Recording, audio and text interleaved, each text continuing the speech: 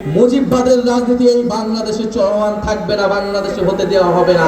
মুজিববাদ মানে কেবল মুক্তিযুদ্ধ এবং শেখ মুজিব না। মুজিববাদ মানে ফ্যাসিবাদ। মুজিববাদের বিরুদ্ধে মুজিববাদ একটা আদর্শিক শক্তি। মুজিববাদের বিরুদ্ধে রাজনৈতিক, সামাজিক এবং সাংস্কৃতিক প্রতিরোধ গড়ে তুলতে হবে আপনাদের, আমাদের সবাইকে। জুলাই গণ অভ্যুত্থানে আমরা মুজিববাদী, ফ্যাসিবাদী রাজনীতির বিরুদ্ধে সংগ্রাম করেছি।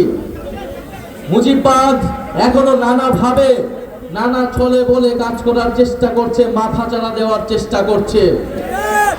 বাংলাদেশের জনগণ মুজিববাদের বিরুদ্ধে 5ই আগস্ট রায় দিয়ে দিয়েছে।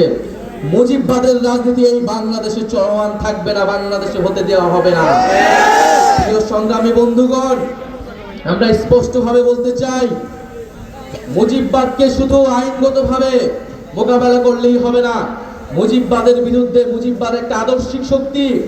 মুজিববাদের বিরুদ্ধে রাজনৈতিক, সামাজিক এবং সাংস্কৃতিক প্রতিরোধ গড়ে তুলতে হবে আপনাদের, আমাদের সবাইকে।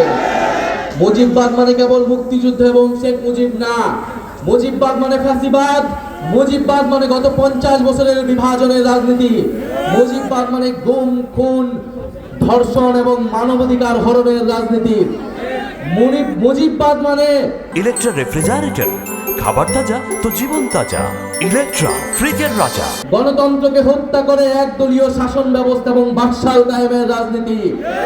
মুজিববাদ মানে দেশের মানুষের টাকা লুট করে, পাচার করে মাফিয়াতন্ত্রের রাজনীতি, লুটেরা অর্থনীতি হচ্ছে মুজিববাদের রাজনীতি। মুজিববাদের রাজনীতি হচ্ছে ইসলাম বিদ্বেষ এবং সাম্প্রদায়িকতার রাজনীতি।